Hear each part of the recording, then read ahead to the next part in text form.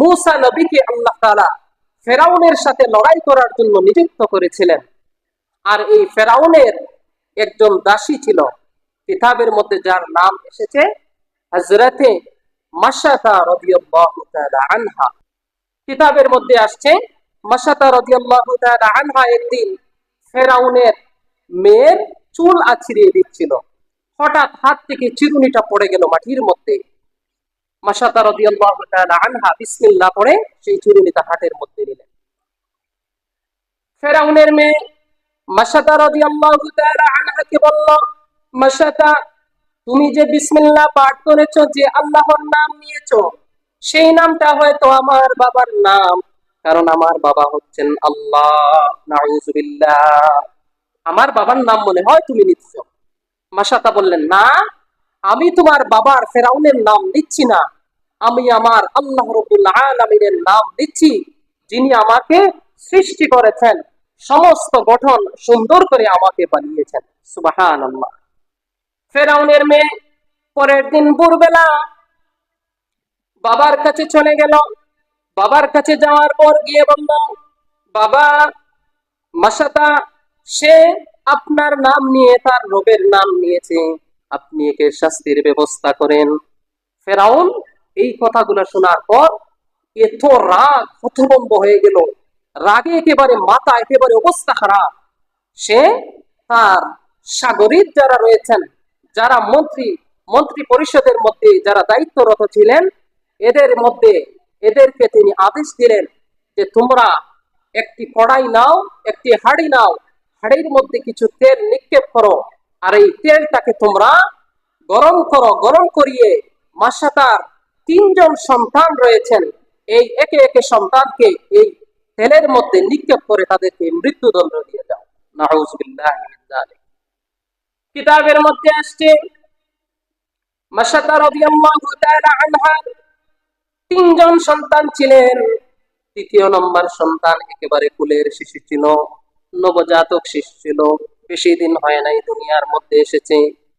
ফেরাউন তার সাঙ্গপাঙ্গদেরকে নিয়ে একে একে করে যখন এই জ্বলন্ত তেলের মধ্যে বড় ছেলেকে নিক্ষেপ করলো, বড় ছেলে তেলের মধ্যে নিক্ষেপ করার পর সাথে সাথে সে জ্বলে পড়ে ছাই হয়ে দুনিয়া থেকে বিদায় নিয়ে গেল। সুবহানাল্লাহ। দ্বিতীয় ছেলেকে মায়ের সামনে আবার এই তেলের মধ্যে নিক্ষেপ করলো, দ্বিতীয় সন্তান দুনিয়া ছেড়ে বিদায় হয়ে গেলেন। এবার তৃতীয় সন্তানের পালা। মাশাতা রাদিয়াল্লাহু তাআলা আনহা ফেরাউনকে বলল, ফেরাউন, তোমার কাছে আমি করজোড়ে ভিক্ষা চাইতেছি, তুমি আমার এই কুলের সন্তানটাকে তুমি তেলের মধ্যে নিক্ষেপ করো না, কারণ আমার এই সন্তানটা বেশি দিন হয় নাই দুনিয়ার মধ্যে এসেছে। আমি তোমার জন্য মন থেকে দোয়া করব, তারপরেও আমার এই কুলের শিশুটাকে তুমি তেলের মধ্যে নিক্ষেপ করবে না। সুবহানাল্লাহ। ফেরাউন সেই আরজিটুকুই মানে নাই, এই কুলের শিশুটাকে মিনিটের মধ্যে জ্বলন্ত তেলের মধ্যে নিক্ষেপ করে দিল। সাথে সাথে ছোট নবজাতক শিশুটা তেলের মধ্যে জ্বলে পড়ে ছাই হয়ে দুনিয়া ছেড়ে বিদায় নিয়ে গেলেন।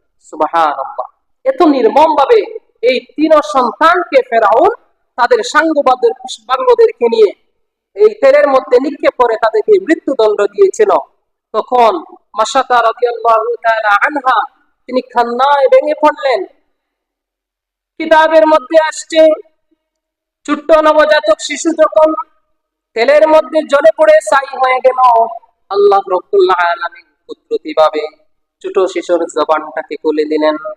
ছোট্ট শিশু তার মাকে দেখে বলল, মা, তোমার চিন্তার কোনো প্রয়োজন নাই, তোমার কোনো ভয়ের কোনো প্রয়োজন নাই, লা খাউফুন আলাইহিম ওয়ালা হুম ইয়াহজানুন, চিন্তা করো না, কাল কিয়ামতের ময়দানে আল্লাহ রাব্বুল আলামিন আমাদেরকে শহীদের মর্যাদা দান করবেন। সুবহানাল্লাহ।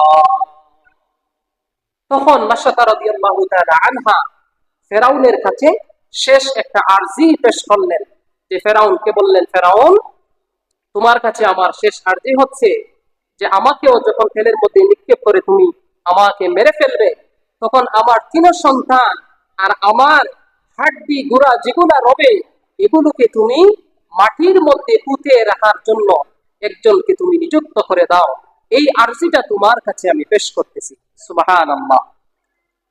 ফিরআউন মাশাতা রাদিয়াল্লাহু তাআলা আনহাকে এই এইভাবে তেলের মধ্যে নিক্ষেপ করে, যখন মাশাতা রাদিয়াল্লাহু তাআলা আনহা মিনিটের মধ্যে তিনিও দুনিয়া ছেড়ে বিদায় নিয়ে গেলেন, তিনিও সন্তান এবং মাশাতাকে ফেরাউন তাদের দলের মধ্য থেকে একজনকে নিযুক্ত করে এদের হাড্ডি গুঁড়া সবগুলা মাটির মধ্যে পুঁতে রাখার জন্য একজনকে নির্দেশ দিয়ে দিলেন। সুবহানাল্লাহ।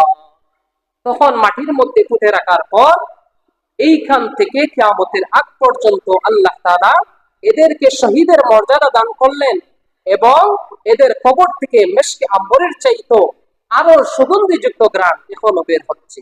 সুবহানাল্লাহ। জিবরাইল আমিন আলাইহিস সালাতু ওয়াস সালাম নবী করিম সাল্লাল্লাহু আলাইহি ওয়াসাল্লামকে বললেন, ইয়া রাসূলুল্লাহ, ইয়া হাবিবাল্লাহ, মাশাতা এবং তার তিন সন্তান এই কবরের মধ্যে রয়েছে। আল্লাহ রাব্বুল আলামিন তাদেরকে শহীদের মর্যাদা দান করেছেন এবং তাদের কবর থেকে এই ধরনের সুগন্ধি বের হচ্ছে। সুবহানাল্লাহ। আল্লাহ তাআলা কোরআনুল কারীমের মধ্যে বলেন, ইন্নাল্লাযীনা ক্বালু রাব্বুনাল্লাহু সুম্মা ইসতাকামু ফালা খাউফুন আলাইহিম ওয়ালা হুম ইয়াহজানুন। আল্লাহ তাআলা বলতেছেন, ইন্না নিশ্চয়, আল্লাযীনা যারা, ক্বালু বলবে, রাব্বুনাল্লাহ রব আমার আল্লাহ, আল্লাহকে রব হিসাবে মানবে, সুম্মা ইসতাকামু আর এই আল্লাহকে মানার উপর অটল থাকবে, এই কথার উপর সাবিত থাকবে, ইস্তেকামত থাকবে, বিশ্বাস থাকবে। আল্লাহ তাআলা বলতেছেন, ফালা খাউফুন আলাইহিম ওয়ালা হুম ইয়াহজানুন, তাদের দুনিয়ার জমিনে থাকা অবস্থায় তাদের চিন্তারও প্রয়োজন নাই, কোনো টেনশনের প্রয়োজন নাই।